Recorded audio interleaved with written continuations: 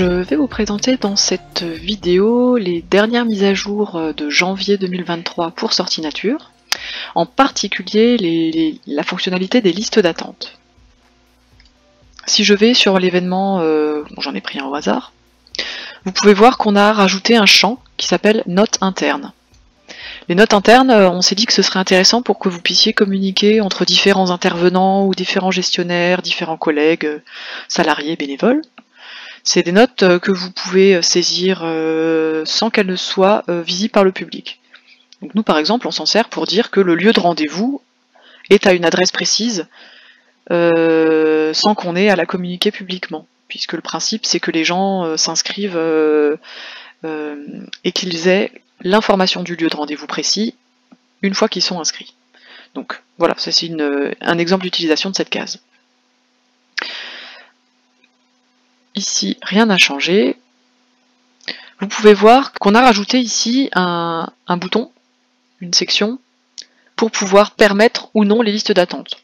Donc on s'est dit que peut-être que vous n'avez pas forcément envie de le mettre en place automatiquement, et donc vous voyez que sur cette animation, les listes d'attente ne sont pas autorisées. Donc si je bascule ici sur oui, je vais pouvoir ouvrir la possibilité pour les participants de s'inscrire sur liste d'attente. Voilà, donc je soumets, je publie. À savoir que cette fonctionnalité, si vous avez saisi votre événement avant la mise à jour de janvier 2023, il va falloir revenir sur votre événement parce que la case non sera sélectionnée automatiquement de base. Donc s'il y a des événements que vous avez déjà saisis pour lesquels vous voulez ouvrir les listes d'attente, vous devez sélectionner le choix de vous-même. Ce qui nous intéresse, c'est de voir cette colonne-ci des inscriptions, où vous pouvez voir que on a ici une série de 3 chiffres. Le premier chiffre, c'est le nombre d'inscrits dans mon événement, donc là il y en a 6 par exemple. Le deuxième chiffre va vous indiquer la limite maximale que l'intervenant a donnée pour sa sortie, donc ici c'est 15. Et entre parenthèses 0, ici vous pouvez voir, c'est le nombre de personnes qui sont inscrites sur la liste d'attente.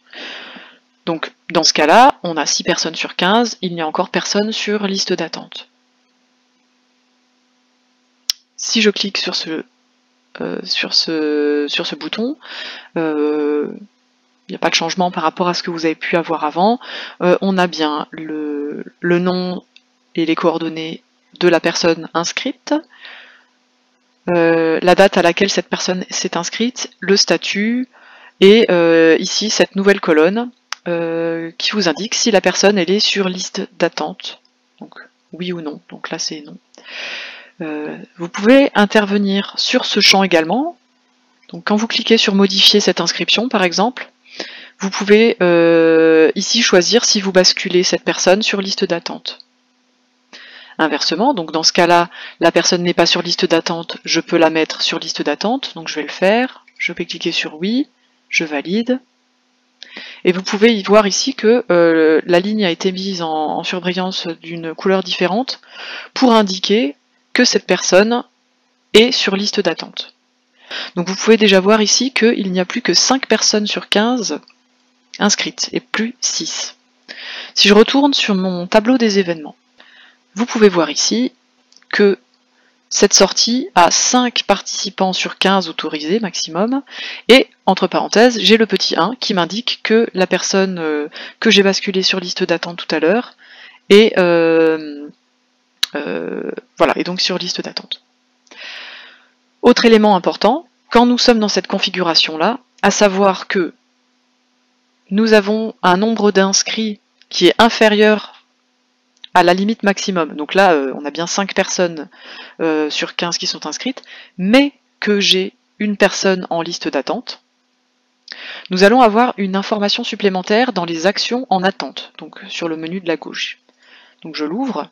Vous voyez ici qu'on a rajouté un onglet supplémentaire qui est une action en attente à destination de participants, de participation. Donc je clique ici et je vois que je suis bien sur ma sortie avec mes 5 participants sur 15 avec une personne en liste d'attente. Donc ça m'indique ici qu'il y a une espèce de, d'irrégularité, à savoir que j'ai suffisamment de place pour que cette personne sur liste d'attente puisse rentrer dans les effectifs. Et donc, pour pouvoir la basculer sur la liste principale, donc je clique ici, je retourne sur ma liste de participants en cliquant sur les chiffres. Donc vous retrouvez ce qu'on a vu tout à l'heure, hein, la ligne en surbrillance pour la personne sur liste d'attente. Et je vais simplement cliquer ici sur basculer en liste principale.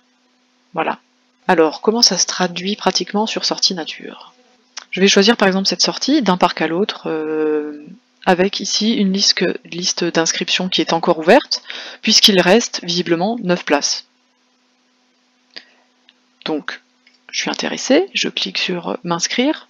Vous voyez ici que je peux renseigner jusqu'à 9 personnes, puisqu'il reste 9 places. Donc, je vais faire une simulation, admettons que je mette bon allez, 2 adultes, 7 enfants, que je valide. Vous voyez ici que mon inscription de 2 enfants, de 2 adultes et 7 enfants a bien été prise en compte, j'ai la date à laquelle je me suis inscrite, le statut qui est bien enregistré. Et vous voyez ici que le bandeau en bas, le formulaire, il a changé de couleur, et que la prochaine inscription que je peux faire ne peut se faire que sur liste d'attente, puisque mon événement est déjà complet. Alors, je vais retourner sur mon sortie nature. Vous voyez ici que en fait, la fameuse sortie, place restante 0, et que le bouton ici d'inscription a changé de couleur et d'intitulé, et il me propose de m'inscrire sur liste d'attente. Donc vos participants sont déjà prévenus sur le fait que l'événement est complet et que l'inscription qu'ils vont réaliser ne sera que si une place se libère. Donc voilà, je me connecte sur l'événement qui est complet et qui permet les listes d'attente. Vous voyez ici qu'on a mis un message pour rappeler aux gens que l'événement est complet. Cependant, comme nous avons ouvert les listes d'attente, nous avons la possibilité d'inscrire, alors je vais mettre voilà, un adulte, un enfant, je valide, et vous voyez que mon inscription sur liste d'attente a bien été enregistrée ici. Alors, ça c'est ce que la personne qui s'inscrit voit, le participant. Donc vous noterez au passage qu'on a fait un petit peu de mise en page sur ce formulaire qui était peut-être un peu difficile à comprendre. Voilà, je pense que c'est plus clair comme ça. Donc, si je retourne, si je suis intervenante de cette sortie et que je vais sur le compte d'Alsace Nature, je suis toujours sur ma sortie d'un parc à l'autre, je vois que j'ai 15 personnes sur 15 inscrites et 2 en liste d'attente.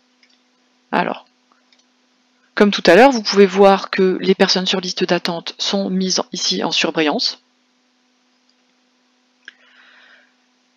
Et admettons que je suis l'intervenant de cette sortie et je me dis bon, c'est pas grave si on est 17 et pas 15. Et donc du coup, je peux ici par exemple basculer, si je le décide, cette inscription en liste d'attente. Ce qui fait qu'ici j'aurai 17 personnes sur 15 participants enregistrés. Une autre fonctionnalité qu'on a mis en place qui va vous faire gagner du temps, c'est la fonction de duplication. Donc je prends par exemple cet événement, le premier que je vois, et je peux ici faire une action groupée dupliquer, donc je choisis dupliquer. Donc vous pouvez voir que l'événement a été dupliqué. Et comment ça se traduit ici? Bien sûr, donc on a un événement qui a le même titre, mais entre parenthèses dupliqué, ce qui vous permet en fait de modifier uniquement par exemple la date ou ce que vous avez besoin de changer sur cet événement. Point important, il est créé comme brouillon. Donc ça c'est une fonctionnalité supplémentaire. Brouillon, c'est-à-dire il va pouvoir être encore modifié avant d'être soumis à publication auprès de votre structure. Une autre fonction qu'on a mis en place ici, c'est la création d'aperçus, ce qui vous permet, sans avoir à revenir sur le site public, d'observer la visualisation publique de votre événement. Voilà, petite fonctionnalité supplémentaire. Et enfin, une dernière fonctionnalité, mais pas des moindres. Si je vais sur le site public, que je vais sur mon événement, vous pouvez voir ici que nous avons créé la possibilité d'un lien unique vers cet événement. Donc j'ai toujours pris le même exemple que tout à l'heure. Je clique ici sur le